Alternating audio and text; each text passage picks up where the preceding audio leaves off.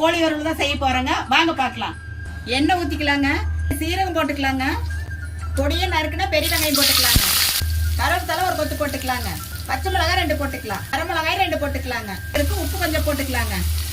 தக்காளி பழம் போட்டுக்கலாம். இஞ்சி பூண்டு பேஸ்ட் போட்டுக்கலாங்க.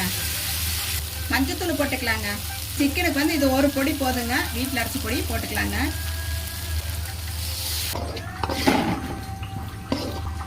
சுத்தம் பண்ணி வச்சு சிக்கன் போட்டுக்கலாங்க. சிக்கன் வேகறதுக்கு வந்து கொஞ்சம் தண்ணி ஊற்றிக்கலாங்க. சூப்பரா சிக்கன் வந்து ரெடி ஆயிடுச்சுங்க. மல்லித்தலை போட்டு இறக்கிக்கலாங்க.